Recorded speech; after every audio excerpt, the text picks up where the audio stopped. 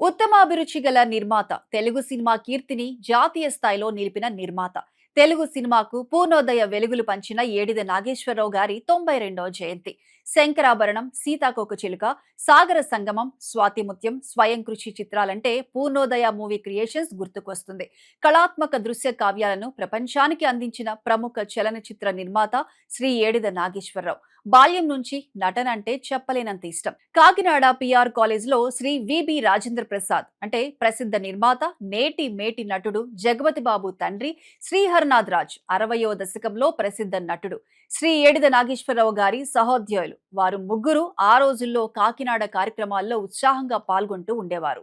శ్రీ నాగేశ్వరరావు నటన మీద మక్కువతో నాటకాల్లో నటుడిగా, అనంతరం సినీ నటుడిగా తన సినీ ప్రస్థానం ప్రారంభించారు. సినీ చిత్ర నిర్మాణ రంగంపై దృష్టి సారించి 1976లో స్నేహితులతో కలిసి మొదటి ప్రయత్నంగా సిరిసిరి మువ్వ చిత్రాన్ని నిర్మాణ నిర్వాహకుడిగా నిర్వహించారు. హీరోయిన్ జయప్రద మూగది, హీరో చంద్రమోహన్ డప్పు కొట్టుకునేవాడు. పెద్ద తారాగణమేమీ లేదు, అందరూ పెదవి విరిచారు. ఫైట్లు లేవు, భారీ సెట్టింగ్లు లేవు, ప్రముఖ తారాగణం అంతకన్నా లేరు.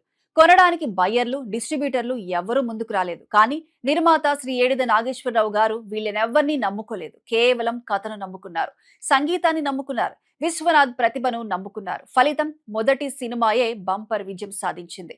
మూగపిల్లగా జయప్రద అభినయం, చంద్రమోహన్ అభినయ కౌశలం చిత్రాన్ని విజయపదంలో నడిపించాయి.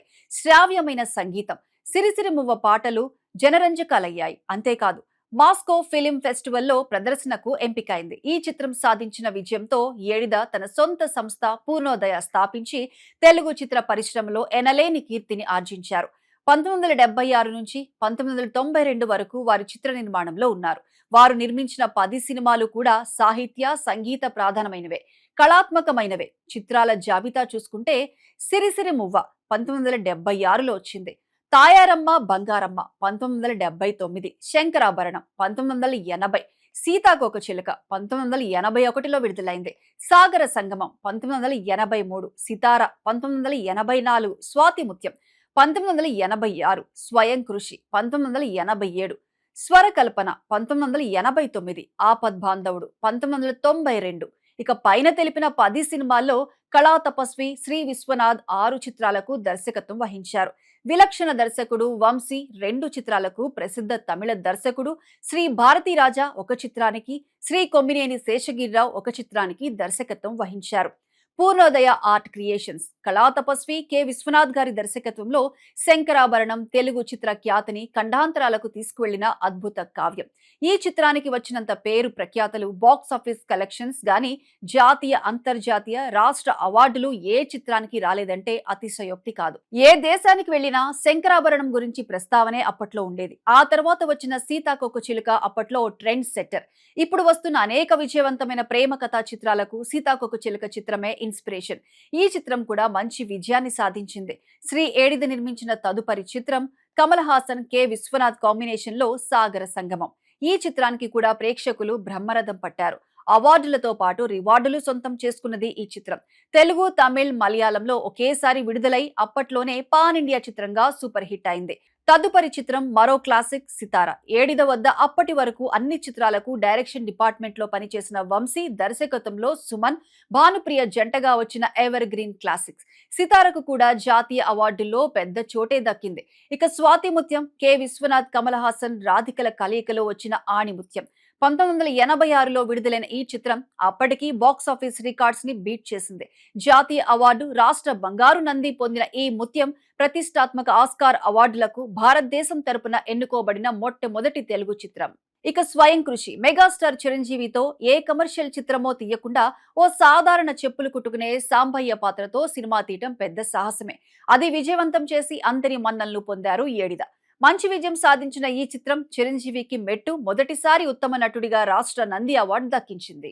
ఆయన కుమారుడు శ్రీరామ్ హీరోగా చేసిన స్వరకల్పన ఓ మంచి చిత్రంగా మన్ననలు పొందినా విజయం సాధించలేదు. 1992లో శ్రీ నాగేశ్వరరావు గారు నిర్మించిన సినిమా ఆపద్బాంధవుడులో కూడా చిరంజీవే కథానాయకుడు, మీనాక్షి శేషాద్రి హీరోయిన్. చిరంజీవి నట విశ్వరూపానికి ఓ మంచి ఉదాహరణ. రెండోసారి రాష్ట్ర ప్రభుత్వ ఉత్తమ నటుడిగా నంది అవార్డు, అలాగే జాతీయ ఉత్తమ నటుడిగా కొంచెంలో మిస్ అయింది. ఉత్తమ చిత్రాల నిర్మాత, ఉత్తమాభిరుచి గల నిర్మాత, తెలుగు సినిమా కీర్తిని జాతీయ స్థాయికి తీసుకువెళ్లగలిగిన నిర్మాత శ్రీ ఏడిద నాగేశ్వరరావు గారు. వీరు దక్షిణ భారత ఫిలిం ఛాంబర్ కార్యదర్శిగా 3 సార్లు, తెలుగు సినీ నిర్మాతల కౌన్సిల్ కార్యదర్శిగా, రాష్ట్ర నంది అవార్డుల కమిటీ అధ్యక్షునిగా, జాతీయ చలనచిత్ర అవార్డుల కమిటీ సభ్యునిగా తన సేవలు అందించారు.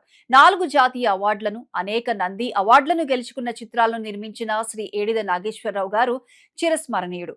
ఇంత సాధించిన ఏడిద వారికి ప్రభుత్వాల తరపున ఇచ్చే పద్మ అవార్డు, రఘుపతి వెంకయ్య అవార్డు రాకపోవటం చాలా బాధ కలిగే విషయం.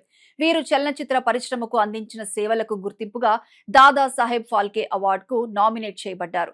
తెలుగు చలనచిత్ర కీర్తి బావుట రెపరెపలాడించిన శ్రీ ఏడిద నాగేశ్వరరావు గారు కళనే ఊపిరిగా నమ్ముకొని అన్ని కళాత్మక చిత్రాలను నిర్మించిన శ్రీ ఏడిద నాగేశ్వరరావు గారి అన్ని చిత్రాలకు రాష్ట్ర ప్రభుత్వ నందులు గాని, జాతీయ స్థాయి అవార్డులు గాని పొందాయి. శ్రీ ఏడిద నాగేశ్వరరావు గారు తన 81 ఏళ్ల వయసులో అక్టోబర్ 4, 2015వ తేదీన స్వర్గస్థులైనప్పటికీ తెలుగు చలనచిత్ర రంగంలో ఆయన ధృవతార.